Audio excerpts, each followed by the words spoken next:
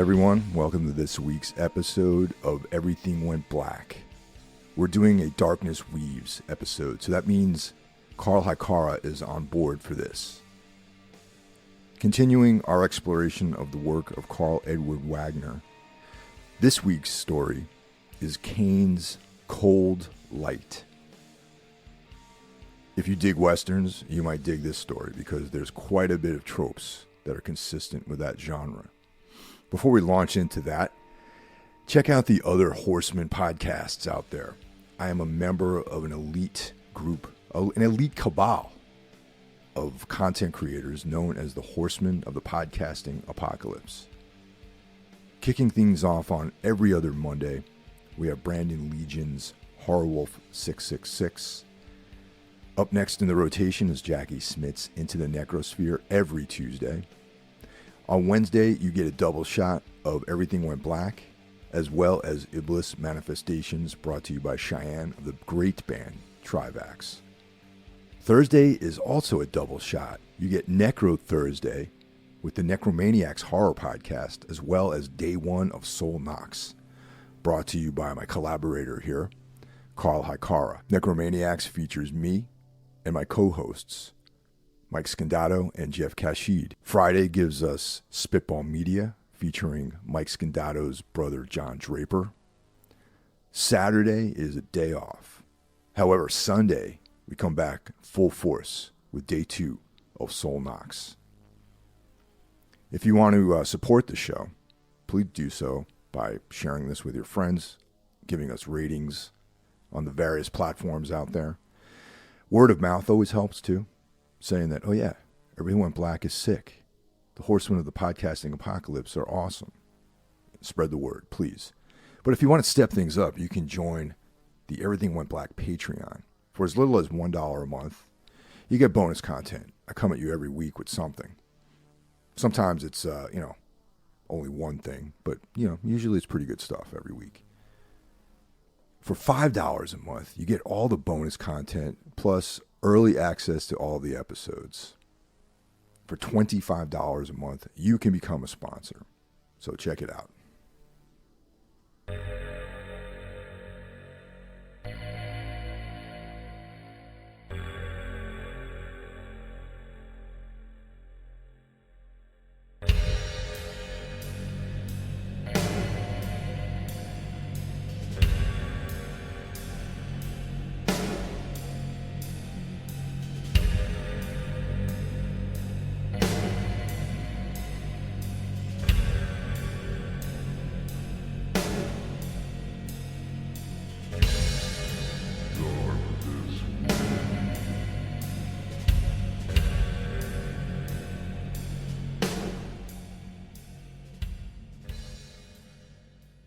And I have vowed to serve the cold light, to destroy with the sword of cold light the shadow of evil that darkens our world.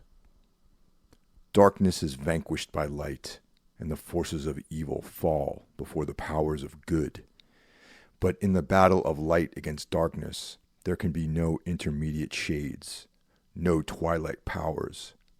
Those who do not follow the cold light are children of darkness, and they must and shall be destroyed by the cold, clear light of good.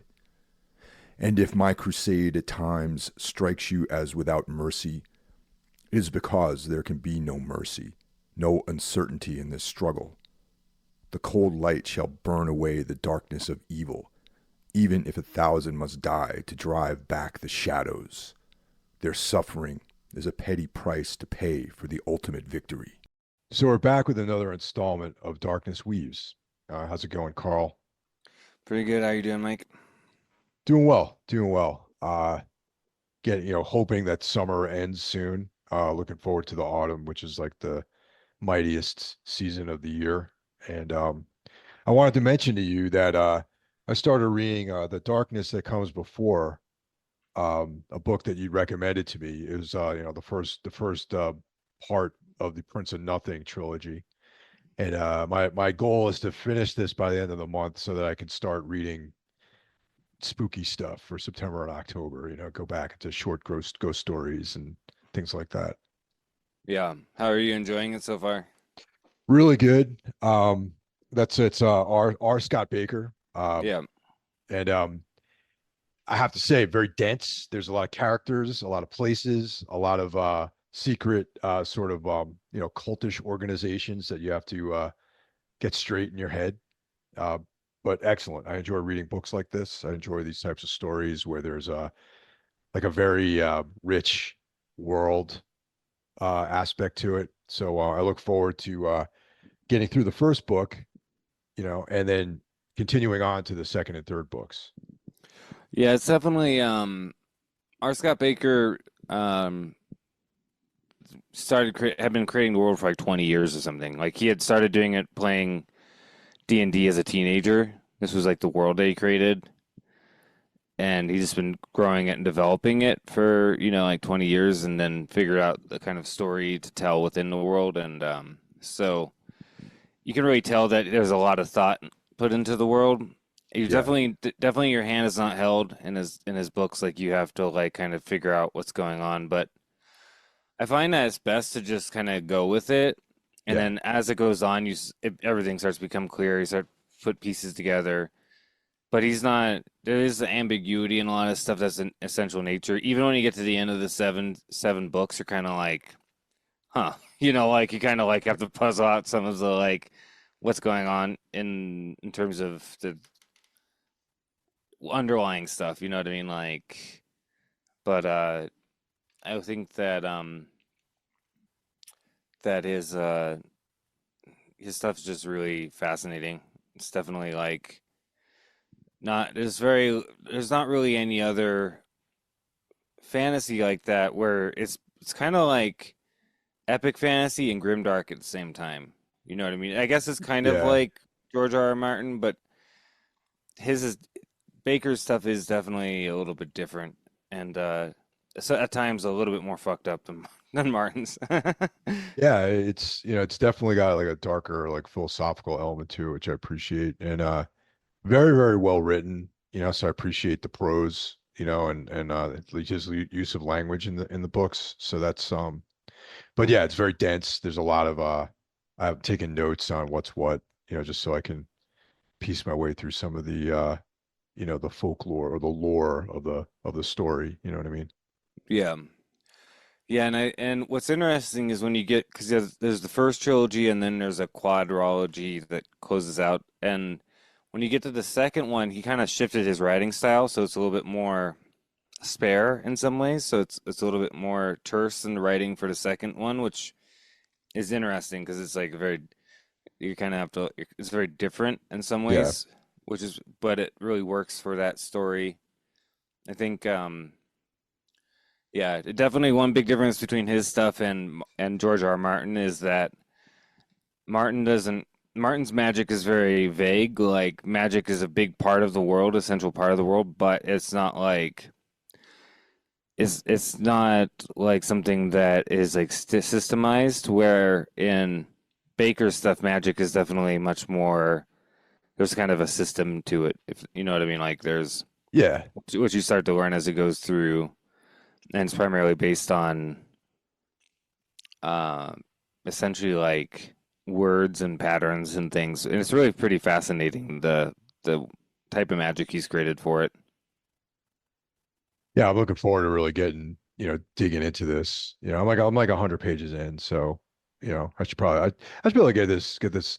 I don't like I'm not rushing through anything, but like I definitely, like I said, I want to finish by the end of the month. I should be able to easily do that. So Yeah, I listened to the whole series on audiobook and which was a pretty good experience. yeah. The it does get easier as you go because like when you first start, you're really trying to figure out what the fuck is going Ye- on, and of course like all the characters that he has his point of view characters, and you're really like in their point of view, like where you're getting the way they think and stuff, which can be kind of disconcerting at times, right. particularly if like the main character. But it's like once you kind of get in the groove with it, it goes real fast because you just kind of go, okay, yeah, I get it now. Like the way it's written. Yeah, I'm starting to get to that point, and then there's like a 30-page like prologue, which kind of, sort of sets things up a little bit too. Um, Yeah. You know, it's funny because I started reading it like prologue, I'm like, I mean, like 5 pages or something like that, but it's like a 30 page. It's like a short story almost. The prologue. You know. It's pretty essential too because it gives you the Yeah. backstory of what of a lot of things. Yeah. It's pretty Exactly. important. It's very important. Yeah. So that brings us to this week's this month's actually installment. We're covering Cold Light, which originally appeared in Death Angel's Shadow collection in 1973. It appeared in a bunch of other publications, but it was also in a book called Book of Soldiers in 1988, published by Signet. And yeah, and then it appears in the collection of ebooks that we're reading through right now. Yeah, which is the oops, I had the wrong. Which is of course the Death Angel Shadow ebook. Yeah. Yeah. I have the that one that came out in there was a version of Death Angel's Shadow that came out in the 80s, which I picked up when I was a kid, and it has this story in it. Does that have the Frank Frazetta cover? Yeah, it's got the Yeah. Frazetta cover. Yeah, that's pretty cool. I bought it because of the cover, actually. Right. That was like the first Kane thing that I think I picked up actually was this book because it had a great cover. It's a great collection, really. Oh yeah. Like it's got a, if you look at I mean, we have one more story to cover out of it, but which is Mirage. But I mean, and we covered Death's Angel Shadow, didn't we? We didn't do that Okay. one yet. That's what I Yeah. thought. I thought we were gonna hit that one, but Oh wait, no, this why we skipped over. Death Angel Shadow is a poem. And here it's just a poem. So yeah, which we could maybe do a reading of it or something so people can but I'm down with that. All right. it's definitely not something we need to do a whole episode about. Yeah, okay. That's Yeah. what it was. Okay, yeah. So we just have Mirage after this. Okay. I was confused there for a second. So Yeah. this one is I think a little bit different than some of the I mean, well, let's put it this way. Wagner, I feel like put on different hats throughout his treatment of Kane throughout the entirety of the character's existence. Like there's almost like these different like a lot of these stories could be within other genres very easily, and this one could be a Western in some ways. You know, I mean, like we were talking about before, where it's almost like it's like a Sam Peckinpah-esque, uh, sort of Western with a sword and sorcery like vibe to it. This could be like High Plains Drifter or Pale Rider, like you indicated. But within like a sword and sorcery world with magic and things like that, the supernatural elements. Yeah, which of course like which is I just looked it up like you said this came out in 1973. Yeah. It's pretty so did High Plains Drifter. Awesome. High Plains Drifter came out April 19th, 1973. So it came out on my mom's birthday. That's funny. Oh, cool. Yeah, which the High Plains Drifter is probably it's up there with one of my favorite westerns of all time, like because it's a western horror basically. Yeah. 'Cause it's Yeah. literally it's literally a horror story basically. Weird fiction. You know what I mean? Exactly. It's got like it's like it's like almost like a ghost story. Yeah, it's such a great story or movie and like it's just pretty interesting that it came out. Another fantasy author which I have recommended to you, which is David Gemmell. You mentioned that to me, but I've never read anything of his. He did like yeah, he's another fantasy author who's he actually would talk about Louis L'Amour as one of his favorite authors. Like Oh, cool. and the novel Waylander of his literally starts off like the character Waylander is basically a Clint Eastwood character in in a lot of ways in a fantasy world. So I think it's one of those things where they it makes sense why you'd take those take the kind of, because I feel like westerns, what makes westerns really work is that they hit at some type of archetypal quality of story. You know what I mean? Like there's like this kind of like mythological or mythical quality to westerns where they're really speaking to something like to some deeper truths, you know. And I think that's really translate very well to fantasy because in some ways they're similar in the sense that that this is a time period where you could have somebody just wandering around, Yeah, going from exactly. town to town, you know, like being a hired gun, basically, you know, like it makes sense. But it's definitely probably the most Western-ish I think we've seen Wagner with the Kane story so far. I think it's kind of been here and there with some of the other stories, but this is definitely like I feel like the influence is pretty obvious, you know. So maybe a little bit out of sequence, but first I wanted to just kind of touch on the sort of mental state that Kane is in, where he's at this point of his career.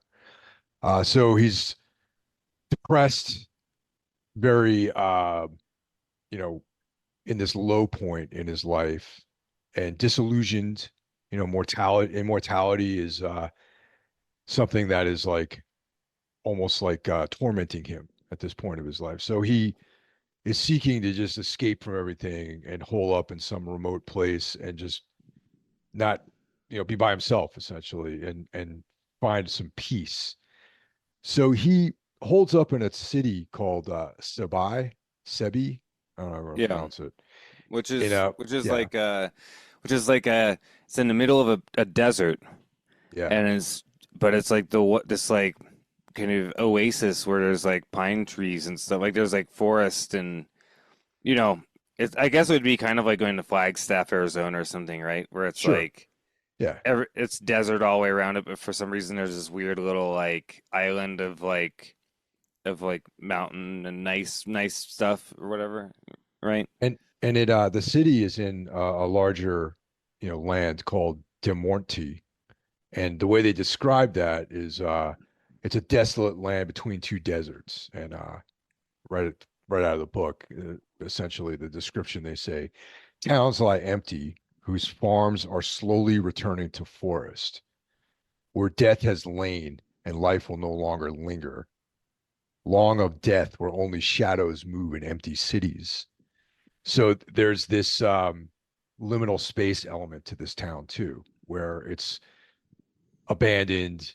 There was a plague there that sort of ravaged this whole area, and the people there are these kind of like shadows of people, where they're just very very reserved. They don't interact with anyone. It's almost like that town in the Salal. Almost, it reminded me of like a Lagadian sort of liminal town. Yeah. Yeah, it's definitely like there was a plague that hit this place.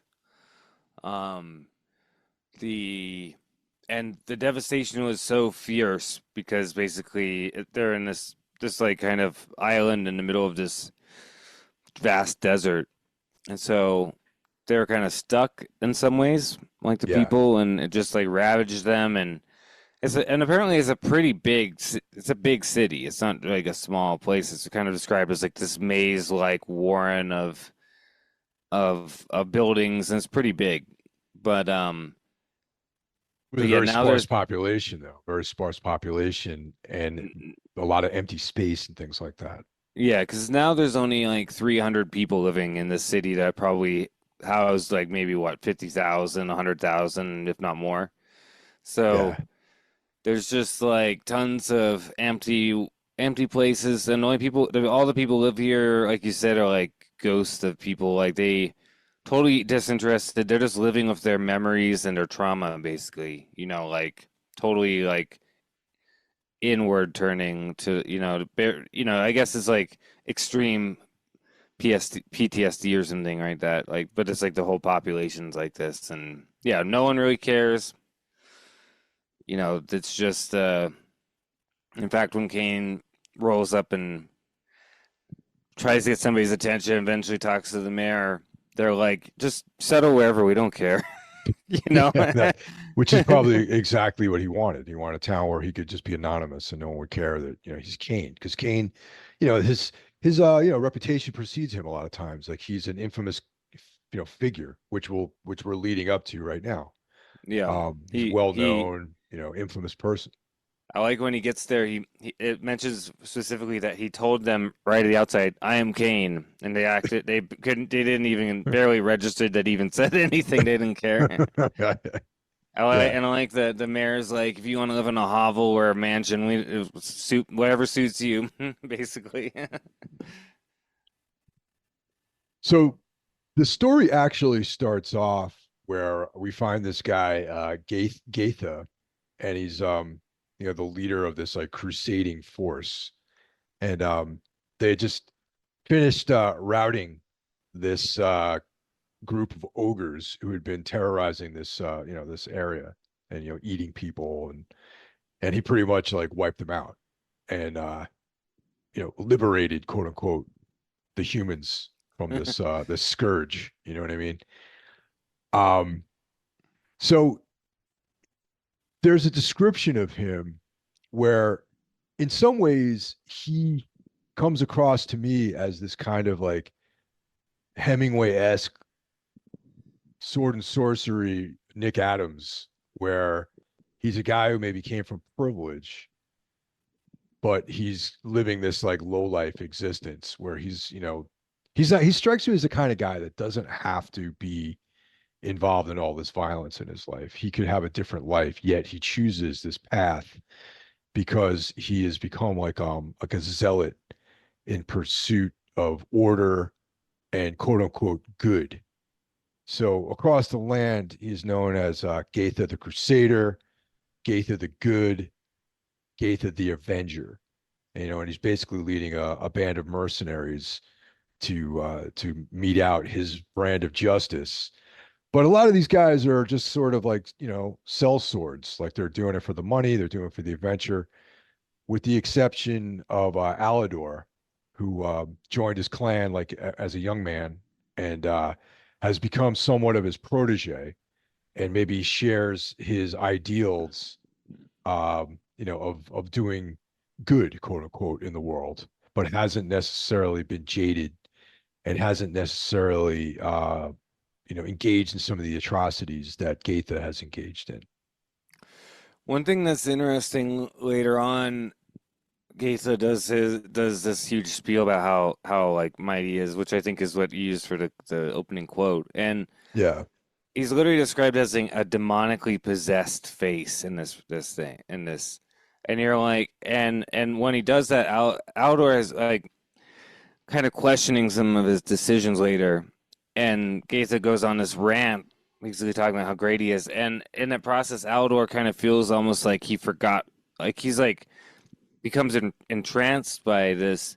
It makes me almost wonder if Gaitha is kind of one of those, he's like a Hitler type of guy who has this kind of weird magnetic power, particularly when he gets possessed and starts doing his rants, where he can kind of convince people what he's saying is good and right, even if it's not. You know what I mean? Like even to go against even like their nature, like with Aldor. You know what I mean?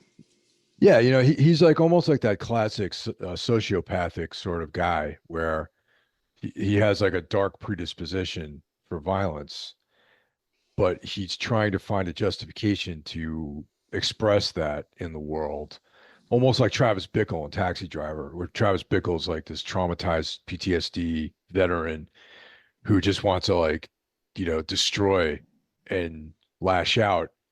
Yet he picks up these causes which are quote, oh, I gotta save Jodie Foster's character, you know what I mean? Gladys, whatever her name is, and but the reality is he just wants to go and shoot up a bunch of like pimps, And that's kind of like the vibe I got from Gaitha a little bit. It also reminds me of Solomon Kane. I was gonna say that too, actually. Yeah. Yep.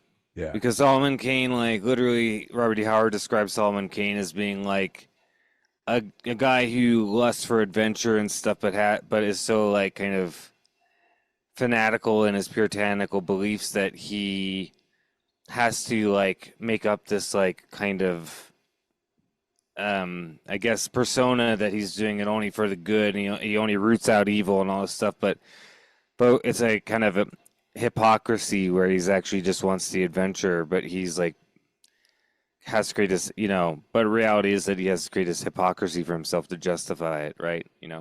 As I was reading this story, and with the knowledge that Wagner is a huge Robert E. Howard fan, I was wondering if he based Goethe on Solomon Kane. You know what I mean? Like maybe like the concept of this sort of pious, avenging sort of adventurer. I wouldn't be surprised, yeah. Yeah. But we get introduced to a few things here, like we get introduced to the fact that he has no problem with using torture, and in fact, he has no problem, and he has like this one guy who, what's his name, Malil, who seems to really just enjoy like torturing and murdering people. He's like a fucking monster, basically, and Gaither just like says, "Oh, it's okay," because he's doing it pretty good. And then like he literally puts to death everybody. All like there's all these like people who are captives of the orgs, and were basically forced to do their be slaves for them. And he basically puts them all to death because he sees them as being complicit in the Orger's evil. And this is when we start seeing some of the cracks in Aldor's like views of Gaitha, right? And this is like all introduced in that first prologue. Yeah. Yeah. So then after he's done with murdering all these people and killing these ogres, he decides that his next mission is to dispatch Cain, the scourge of the free world. You know what I mean? Like the most evil man in existence. His new mission is to find him and kill him, essentially. Yeah. So that's kind of like, you read that and you're like, well, good luck, man. You better bring a lot of men with you. Yeah. And which actually leads to another interesting thing is that, he has this army with him, yet people, for one reason or another, some people maybe just don't want to do it, but some people are like afraid that Cain this might be a fool's errand that they're on, and they start not being, not following orders and defecting, and those people, Gaither kills as well because he's like, feeling that by betraying him, his cause is so good that the opposite of that is evil. So by not following his path, you become evil yourself, thus justifying his murder of them. Yeah, it's really very psychotic, like, and I mean, like I was kind of mentioning before we started, it's like I feel like this is a very appropriate story for today's day and age where you have people like Gaitha on all sides of the left, right, whatever, like Christian, not like Muslim, all these different, like there's a lot of this type of mentality in the world nowadays where if you're not like where I think I'm so good that if you're against me then you're fucking evil type of mentality, you know what I mean? And it's like it's actually a pretty appropriate story for this day and age, I think. It's not a very satanic point of view. Being like this kind of good and evil, like how he has like where if you're against me, then I'm just gonna kill you. Yeah, I don't find that very satanic actually. No, I find it to be like very, kind of like on the other end of the spectrum of that. Yeah, Gaza is like a very a living embodiment of fundamentalism of any sort, be it political or religious. You know what I mean, or whatever. Like, and but yeah, so we find the Canes in Sabay, and I like how he always describes it as where death is lain and life will not linger. But then I like this line where it says, "Death came again to De Morte. 9 gaunt horses beat their hooves with hollow echo through the silent streets. Past the overgrown fields, past the empty staring houses, past the mocking smiles of skeletons. Death had returned to De Morte, flying varied standards, idealism, sadism, duty, vengeance, adventure. New manners, but it was death that marched beneath them, and the omniscient eyes of the deserted houses, of the laughing skulls, recognized death, and welcomed it home. I love that paragraph. Now during that segment, it's like I can almost hear like an Ennio Morricone score, imagining these guys riding up out of the desert, like Lee Van Cleef and these guys like, Yeah. spaghetti Western characters like with a Ennio Morricone like soundtrack, like score playing as they descend on this town. It's like so interesting, so cool.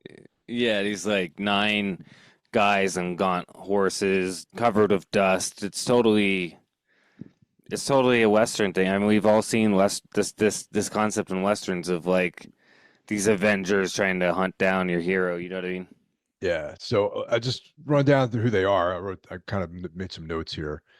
So of course we got Gaither the Crusader, we got Alador, his protege, and Malil, the sadist, the torturer. We met him earlier. We have Sereb Ak Siti, who's a kind of like a discount, inexperienced sorcerer, I would say, like a guy who's like a dilettante in this sort of world. Has skills, has the sort of basic knowledge of sorcery, but is not accomplished enough to actually, be formidable. You know what I mean? Yeah, I think later on it's kind of revealed that he hasn't fully finished his like schooling yet, right? Like Yeah, he yeah. like yeah. Yeah, Like he's like the guy that, they like, we need a sorcerer, and like they couldn't get a real one, so they got this dude is like, he's like, yeah, he's good enough, bring him in. and he's good enough where he's the reason why they found Kane here Yeah. because he could at least sense Kane's presence or track him or whatever. Yeah. Yeah, so then we have and Musby the archer, who's he was a slave actually, that Gaitha purchased him, and so his deal is like he just follows orders. Okay, that's what he does. Dran Missa, who's looking for adventure, swordsman, well known swordsman. Um, and then there's like these three guys who are actually have a score to settle with Kane, who have been wronged by him in some way in the past. We've got Jan or Jan. Kane butchered his family and actually chopped his hand off. So he's a guy with one hand, and the stump he affixes these various like hooks and attachments and things like that. We've got Bell. Kane crucified two of his sisters as part of an experiment. So Yeah, part he's of a magical experiment gone wrong or something. and then so he's looking to get some revenge. And then we have Sed Thodaso. And that was during Kane's marauding raider era. He was like a rival, and he'd smashed his clan and staked him out in the sun and left him to die. So Yeah, I he think, miraculously escaped, and now he's looking to get his piece of Kane. and I think that's a bit more recent, right? Because when we meet Kane, he's in his raider phase, but he got like his army got crushed and he like escaped into the desert or something like that, right? So Yeah. it's like, and one thing I was going to mention too, though, is that we kind of find out through hints that I think this is taking place a little bit earlier in the timeline because they mentioned Carousel or however that Yeah. from like one of like probably some of the earlier stories in his career, which is like the first city of man or whatever. Right. And so this is a time where the ruins of that place are still there. People still remember it, right? Like where later stories, there's people who don't even know what the fuck that is. Like it's so far in the memory they don't even know what it is. You know what I mean? Yeah, because they actually comment on how he carries his sword in the Carthusial style, like over his shoulder, like across his back, and that he's left-handed. So yeah, it's like in the consciousness of people still. So yeah, it's probably further back in time. Yeah, and I mean that's really the only way that you can kind of figure out in what like when these things take place. You kind of have to like kind of figure it out through context, right? So it's like you kind of get this kind of a context, right? Okay, this is somewhere after the first story and the second story. Like the first story and the second story is like when we're in Carsusol, and then when he gets kicked out. That's like pretty ancient memory. And this is somewhere not too far from that. Maybe a couple hundred years after, 1,000 years after, even sometime. But at some point in which people still know what that city is. You know what I mean? So now, of course, Cain um, finds like the one attractive woman in the entire city to hang out with. So Yeah. he's got in this story, he's got Rahele, who's this blind woman who has how should I put it? Like these sort of sympathetic powers where she can understand people's thoughts and see the world through their eyes and that sort of thing. Yeah, it's like a psychic thing where she can see, but it actually seems like she can see because other people are around, if that makes sense. Like she can like Yeah, project and she can project her mind forward into other people, like when they're close by, which is yeah, it's very interesting. And her story is pretty horrifying because the plague came, her mother died, and her father had her cut out of the womb, and then her father died, and then she was just kind of left alone, like. And you can tell she has a lot of longing to leave this place and experience other places, right. and life and everything. That's part of what makes it Kane exciting. But she knows that Kane doesn't love her, and she doesn't really love Kane either because she knows that he can't love her. She's more fascinated by him as this kind of like enigma. You know what I mean? Exactly. Yeah. So these nine riders come up to this town and they're trying to find Cain. And so they run into Rahale and they ask her to take her to this tavern. And right away she understands what's going on because of her supernatural, like sort of psychic abilities. So she tells Cain that there's these men here that are coming to kill him. She runs out to this villa that Cain's hiding out in. And she's like, there's these men here to kill, they're coming here to kill you. And he's like, kind of just totally taken off guard by that because he's like, what, how is anyone finding me out here in the middle of nowhere? He's like, been drinking, the last thing in his mind is like trying to fight somebody. Yeah. One thing I forgot, I marked was before this happens. There's this part that's very interesting philosophically with Kane. Let's figure to mention real quick, where he says, "Ripples on the water like the passing years. Man enters life, and there is a splash. His life sends out ripples, small ripples for a little man, huge waves for a great man. Waves that overwhelm the tiny ripples, wash them away or remold them. But in the end, it is all the same, for the ripples go out into the lake of life and soon die away, to leave the lake smooth for new lives or stones." Then he says, "Only I don't fit in the frame he proposed here. I'm something marooned on the surface of existence. Instead of a short splash, I keep floating there, struggling about and making an endless succession of waves." Yeah. So That's there's kind of what's interesting about that is it tells us that this is the kind of mood he's in this place. He's here in Sabai, kind of like just brooding on all this stuff, brooding on his existence, on his eternal, you know what I mean? Like, yeah, and exactly. yeah, and ironically, it's the arrival of these men who are trying to kill him that kind of brings him back to like to the world of the living. You know what I mean? Well, that's kind of how it goes, isn't it? Or like sometimes like, you're depressed and you're just wallowing in this like mire, you're in your room by yourself, you're not leaving, you're not, you got the shades drawn, you're listening to the sad music, and you can just stay in that space for a long time until something happens which jars you out of it. And that's exactly what this story is. He's like, he's going through his Robert Smith phase, thinking about depression and feeling all these emotions and loneliness and everything and pondering his immortality. And he would have remained in this state unless something like this happened, probably. Yeah, it's pretty interesting. Yeah, and yeah, I think that's part of the story is kind of commenting on a philosophical level. You know what I mean? Also, Uh, another aspect of it too, which maybe I thought about while I was reading this too, is like the irony of him trying to seek peace.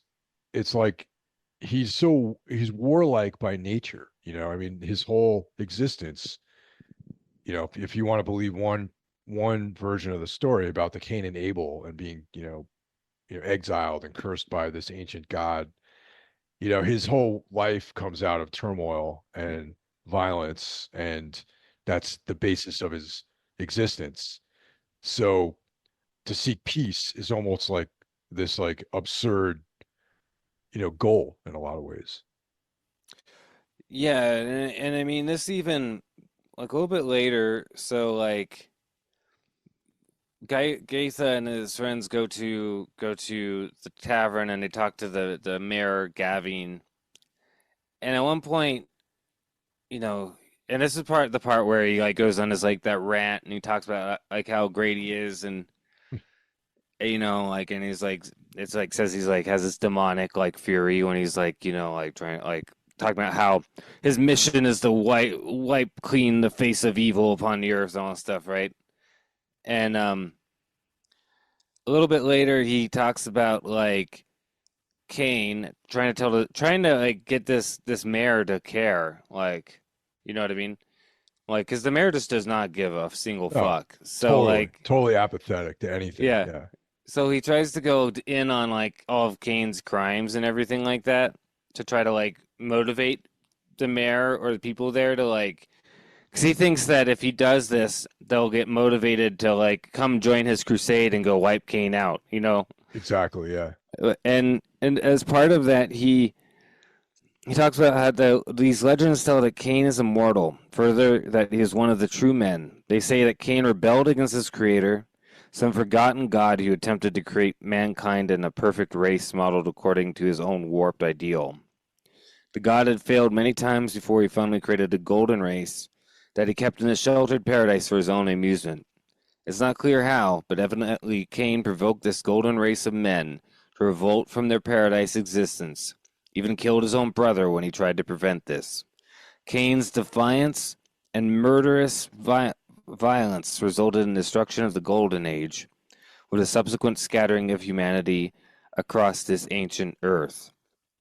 And that's like, that says like, only through violence such as he engendered can he die. But throughout the centuries, no man has been able to destroy Cain in this, his own element. So that's why that's even what you're talking about. Like, he is an agent of violence, like, even down to, like, his beginning. What's funny about all this, though, is that he just goes on and on and on, like, with, like, all this stuff. And in the end, the fucking mayor just looks at him like, we're not like, do what you're gonna do. You're not, like, there's nothing to us, Yeah. So what's that have to do with me? Like your little thing here. It just goes to show you, even just like, the delusional like hubris that Gaitha has, that he thinks that he, out of all men, would be able to bring down Cain, Yeah. Yeah, and I like the mayor says, please, I don't really care to hear your tales of ancient legends and black evil run a rampant world beyond our own land. Cain's crime mean nothing to us. Yeah, he's talking about like he just is like he came here and he's just like hanging out doing nothing. Like we don't care, right? It's like and like Gaisa just like he like goes, "Do you mean you're gonna protect Cain?" Gavin's like, "You misunderstand. We care nothing of your quarrel." It's like I just loved it. Like that's like what he thinks. You're gonna protect him? Like, no, we don't care. Like, go fight if you're gonna fight. You know what I mean? Like, that's like just so funny to me. Yeah, no, it's great. And so the nine riders encroach on Cain out in his villa.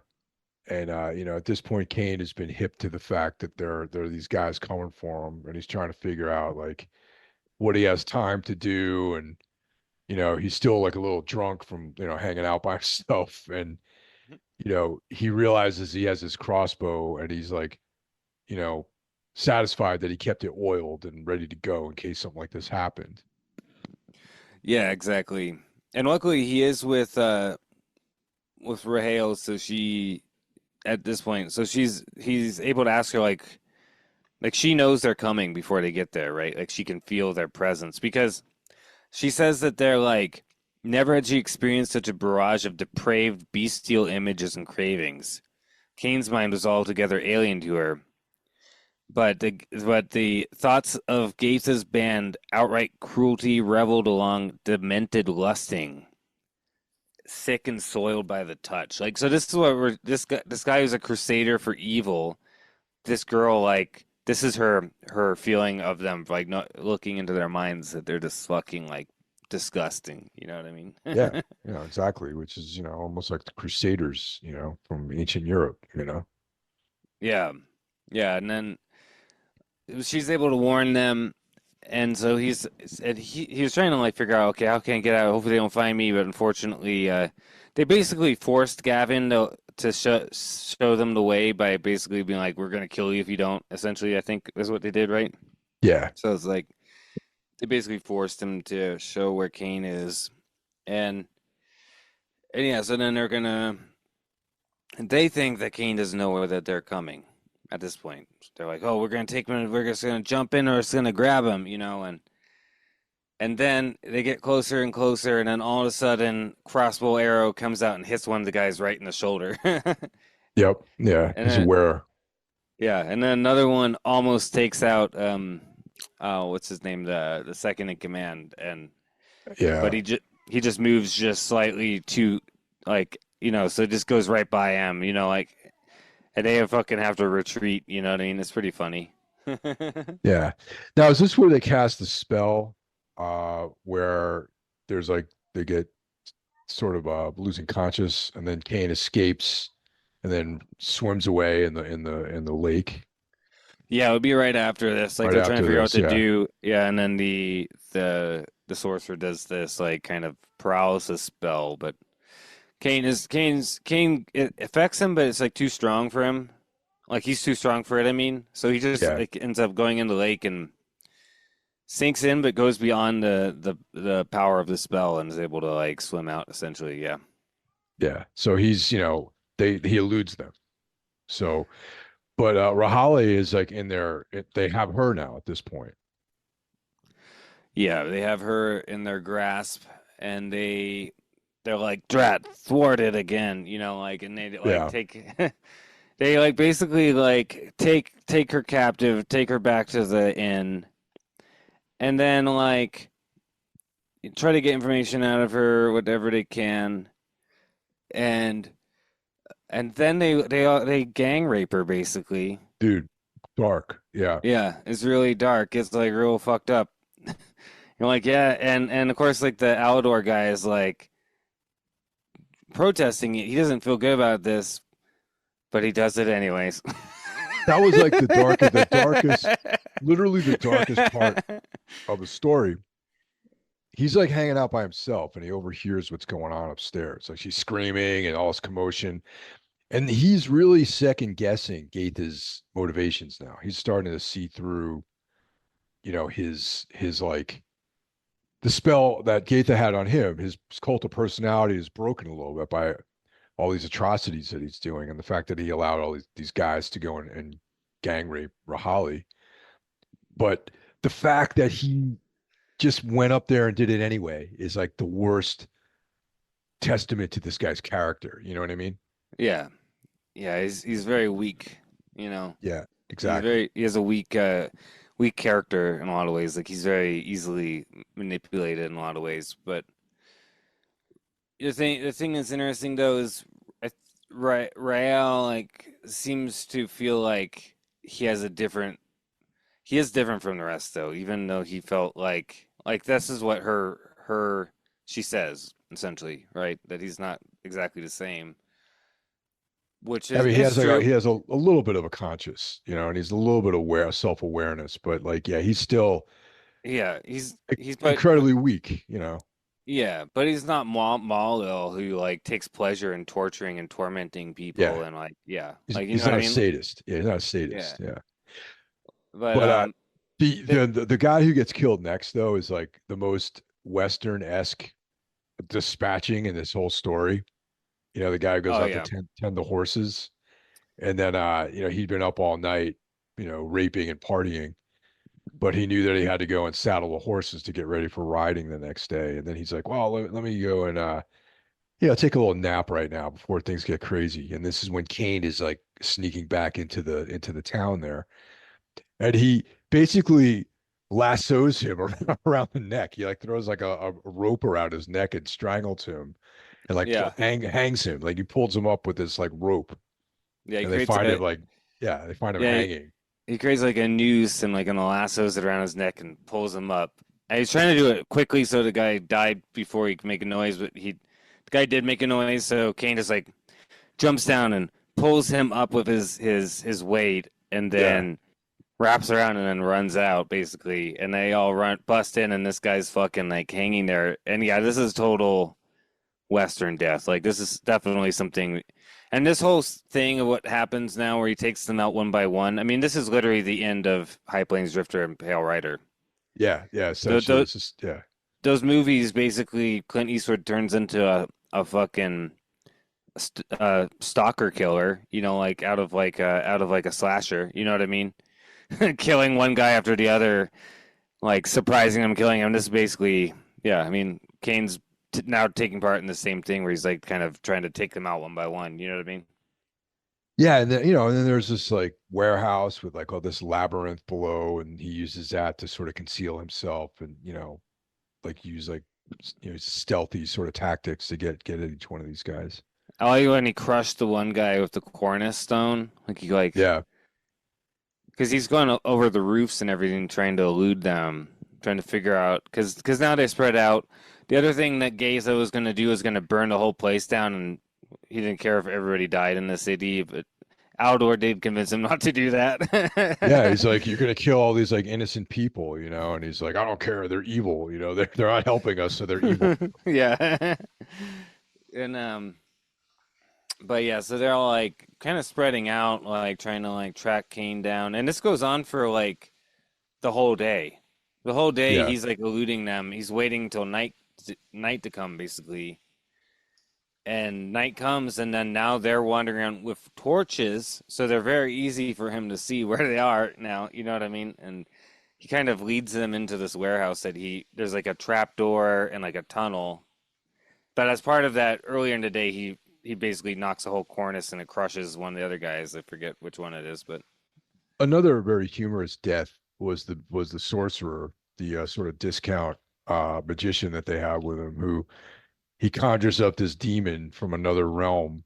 oh yeah, that With was it, he was the next one, wasn't he? Because yeah, Kane has to take him out first. Yeah, yeah, and it's funny because like he's got this demon from another realm like trapped in this this pentacle, and Kane rushes at him with a spear and he throws it, but he even states before that the range is wrong. I'm not going to hit anybody, but he's not aiming for them. He's aiming for the sigil that he's drawn in the dirt or whatever on the ground, and he yeah.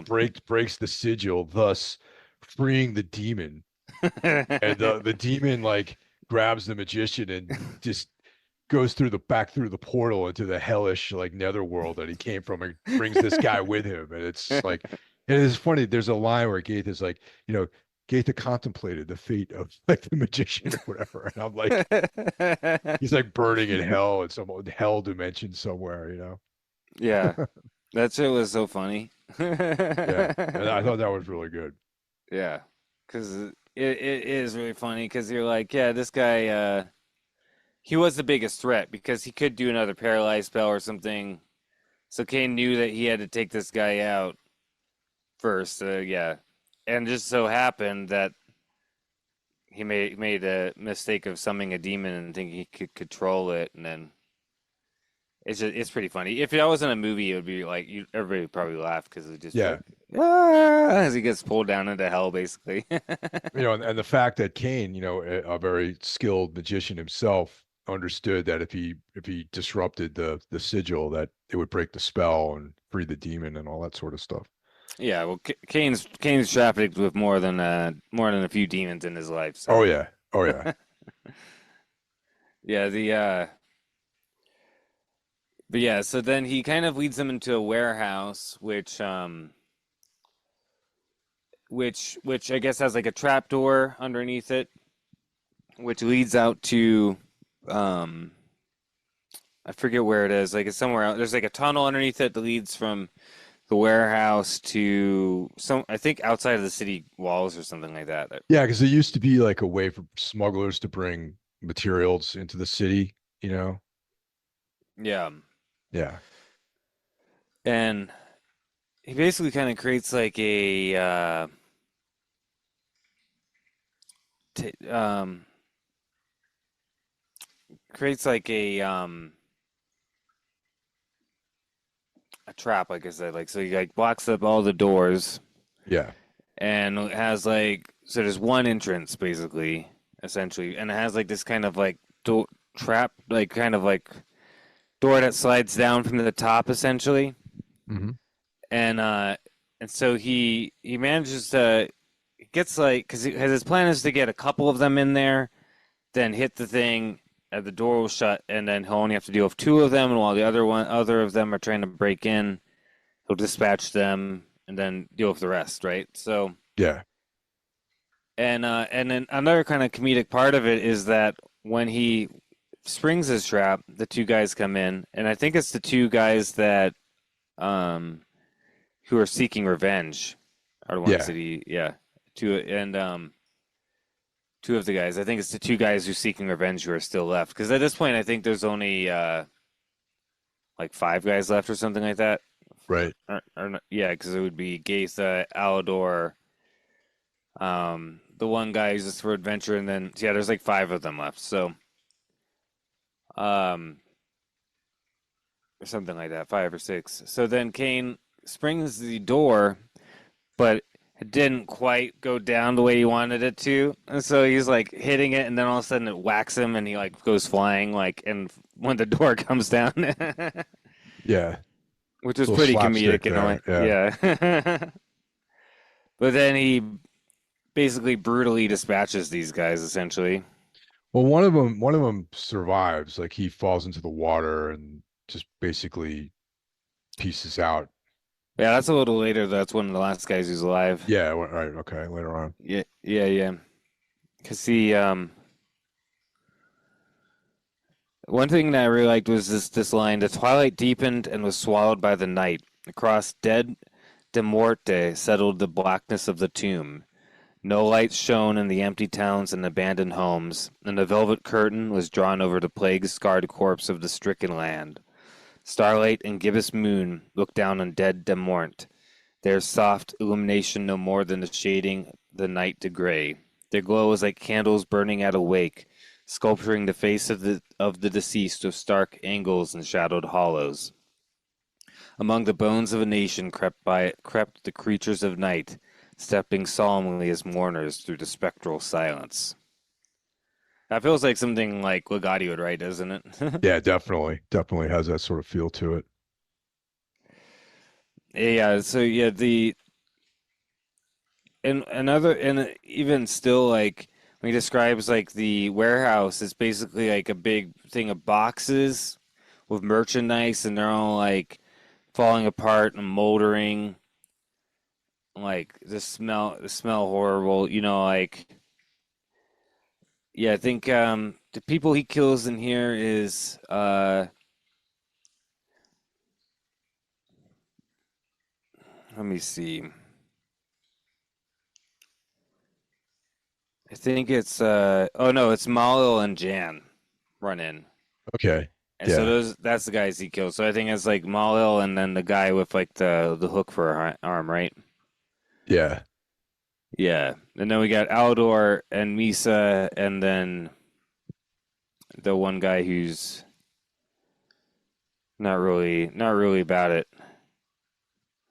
But yeah, so we get this awesome fight where and at some point in it, Malil, like one of them drops their torch and it hits the ground and starts burning and all this moldering crap in this place. And actually, that's how Malil dies. He gets thrown back into the fire and he basically gets set on fire essentially. And he like runs out and he's like spreading the fire throughout the whole warehouse, basically Yeah. like making it. And then Jan gets like basically like cut in half, essentially, I think. That's a fitting end from Malo, the sadist, to be burned alive. Yeah, very appropriate. And so then Kane uses this as an opportunity, goes out the trap door, and the warehouse is just burning, and the floor collapses, and the ceiling collapses, and Gaetha and the other guys, Alador and them, all think Kane is dead now. They're like, "There's no way he could have escaped." We could see the entrances. Like they wait to see if he'll come out, and he doesn't. And then, what's her name comes up and basically like tells him, "Oh yeah, he's dead. I felt him die." And then she tries to lead Alador away. And then Kane comes up and fucking him. He tries to kill.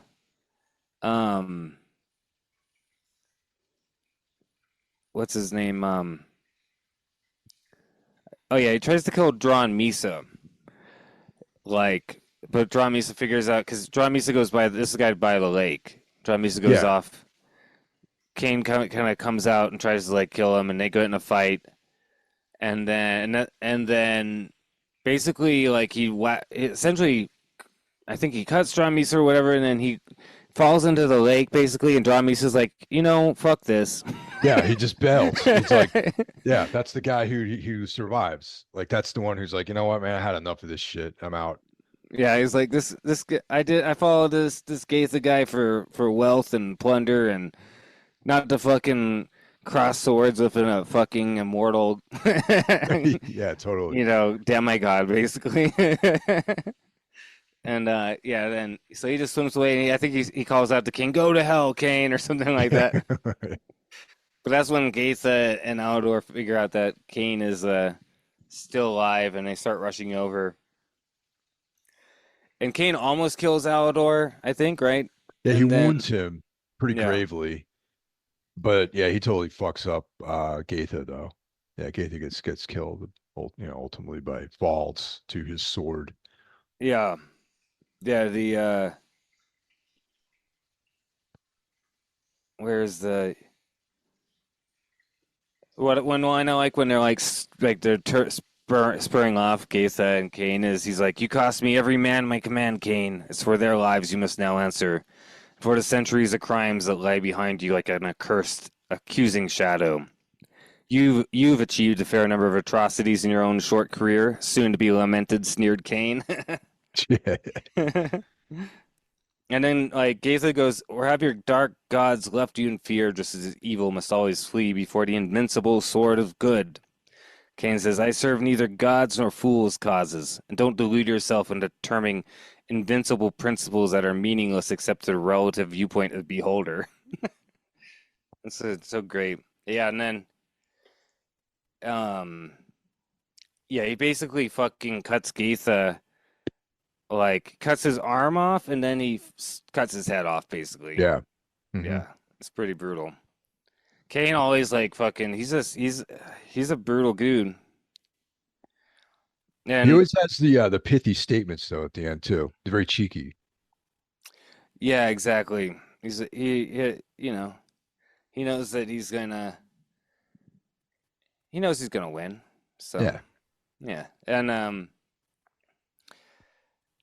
And this is when Rahel basically pleads for him to spare Alador apparently. And I guess she's like, "Kane's not gonna love me," and her thing is about healing people, like in her minds, and she can't heal Kane, can't do anything with Kane. So I think she sees a project in Alador. She's one of those ladies, so she's gonna try to heal Alador. I guess she forgives him, or something for raping her, along with the other 8 guys in his group. Yeah. Yeah. Very cynical. I feel like that very cynical sort of ending for them. He's allowed to live.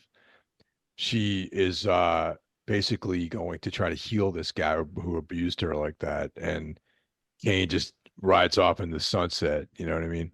And I also think that part of it too is she sees a meal ticket to get out of this place with Alador too. I do think there is a little bit of that too. I don't think, you know what I mean? Like, And like the last part is like, yeah, she tells him like we can leave this land of dead, we can go into the world of life. And Aldor says, I thought I followed the cold, clear light of right, of God. Instead, I served the cold light of death. Swordpoint labored against his chest, the soothing oblivion of death, or tried to return to life with Rahel. His soul was too wounded to decide. And that gives us the title, The Cold Light of Death. And of course, earlier, Gaitha was talking about the cold light of good. Like, you know, he has this idea of like good is this like cold, like omnipotent thing or something. I think this gets into, I think the main theme of the story is the fact that Cain chooses life. He turns away from this place that the land of the dead, world of shadows, where death is lain and life cannot linger. You know, he leaves this place and returns to life. Like he basically came here and he spent this kind of weird inward turning time, and these guys come in to kill him, like spurred him back to go to life, like I said earlier, right? And we're shown at the end, Aldor has to make that choice as well, whether he wants to just like die or he wants to return to the land of living with Rahel. You know what I mean? Like I think that's a big theme of the story. You know? Yeah, yeah, definitely. I mean, there's a couple of different things that are going on. There's that which is like this sort of, dealing with depression, basically. Where it's like you're kind of disillusioned by everything. You hide in some remote, isolated area, and then you realize that your true nature comes to find you, and these extreme situations draw you out of it and make you feel alive again. And there's that, and then there's also just the whole statement about psychopathy and delusion and justifying, your nature with these loftier ideals of like good versus evil, and justifying atrocity by claiming that you're doing the right thing. It's like two interesting, very relevant ideas, that people can relate to, I think. Yeah, and at some point in the story, Wraitha, she says something like, or Rahel, I mean, says something like, tells Gaitha like, Cain came here and he harmed no one. You've come here and you've like, you know, destroyed like the inn. You've murdered the innkeeper. You've murdered the mayor. You know, you threatened to set fire to this town. Like, you know, like since you've been here, you've done like so much damage. Like, and so who's the good one? You know what I mean? Like, really, like this is like one of those things where it's like the yeah, Cain's fucked up and evil in a lot of ways, but Cain is not he's not hypocritical. Yeah, that's He's true. not a hypocrite. You know what I mean? He is who he is. He just, you know, and he's not necessarily going to automatically come and fuck a place up. You know what I mean? Like unless he has a need to, or if he's a raider, or depending on. With Kane, I think a lot of times it depends on what role he's playing. You know, Yeah, he's because I not think motivated by an ideology. He's motivated by just like, sort of like logic and survival and things like that. I think Kane's motivated by experience as well. I think he kind of tries different things out to try to keep life interesting for him. You know, so and he has no morality, so whatever. And he's essentially a creature of violence. So, you know, if he's like, you know, it might be interesting to be a bandit for a little while. Let's see what that's like. And you know, he does it, you know, whether it's good or bad, you know, he or he's like, let's be a raider or let's do this, you know, like let's be a mercenary. Like he tries different things, you know what I mean? And but there's never so when he's a bandit, he does bandit things, which might not always be nice, you know, or a raider or whatever. But there's no like, yeah, there's no moral thing attached to it for him. He's not like he's not a hypocrite saying like, "Oh, I serve good, but I'm actually doing evil." You know, he's not Yeah. that kind of. And so the question is he really evil? You know, I think these are some of the ideas that or is he just evil and at certain times or because of certain people's eyes, this is always a question I think goes through the entire Kane series is Kane evil or good or nothing? I think he's neither. He's not moral at all, you know what I mean?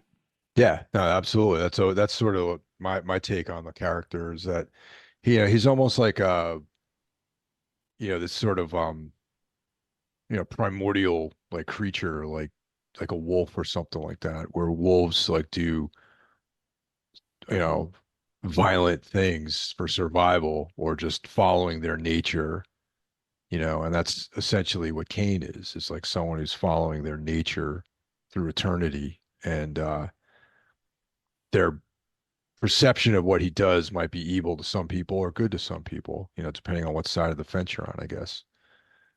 Well, I think it's interesting about Kane as well is that I have to admit that, yeah, I mean, he's portrayed as doing a bunch of horrible things, but when you read the stories, you're like, man, I like Kane. Like you Yeah, can't help no, but like him. totally.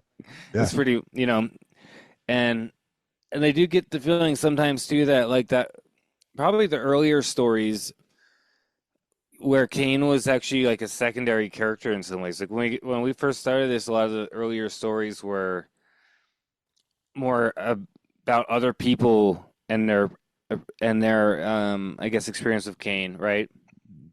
Um, Obviously early on we also got a story like Tucson Setting, which is definitely from Kane's perspective, but Yeah. like I think that there's always a mixture of those two things. So you always have to wonder, like, because some of the stories where he's made out to be more evil, sometimes they're coming from other people's points of view, like. So I think, yeah, I just think Kane is a really fascinating character and exploration of all these ideas. Absolutely. So yeah, man, this was definitely a good one, man. I say that we say that after every story we read, where all right, this is a good one. I mean, they're all good ones, but this one was very unique, I think, in the sense that it was a little bit more of a genre bending story, and some of the ideas about what we were just touching on were interesting.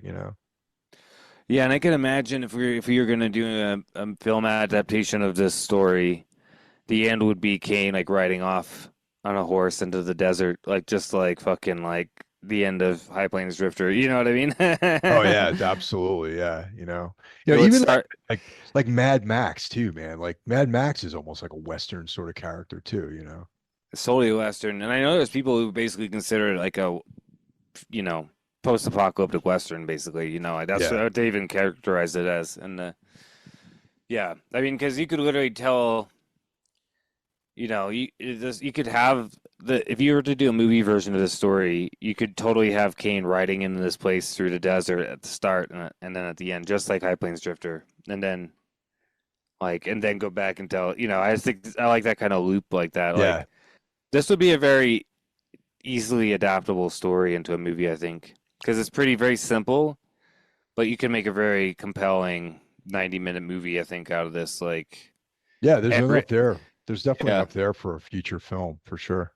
and definitely like writing it, like going in on the Western side. I would if I were to make this in the movie, I would totally make it a fantasy Western. Like, you know what I mean? Like the whole vibe, Yeah. just dust and everything. It's awesome. Well, we're moving right along on this project, man. You know, and yeah, we got still got some good stuff ahead of us, which is cool. Yeah, and I think I do believe that Mirage is the last short story, so Yes, we got the novels after that. So yeah. which will be interesting trying to figure out how we're going to break those up. We got to put some thought into that for sure. There are definitely some multi-part sort of efforts I think involved in that. I would say probably breaking it up into 50 to 70 page chunks around that, whatever Yeah, that probably. works out to. I don't know how long. We'll have to look at the page count and everything, and I think that's pretty doable. I mean, this story I think was about 50 pages, so I think we've covered Reflections was a little bit longer. I think it was like 75. I think that's a good length for trying to cover in a week. You know what I mean? Oh yeah. Yeah, totally. Yeah. So, Well, uh, once again, Karl, thanks a lot. And everyone, thanks for listening, and we'll be coming at you with some more Karl Edward Wagner Kane stories. So take care, everyone. have a good night, guys.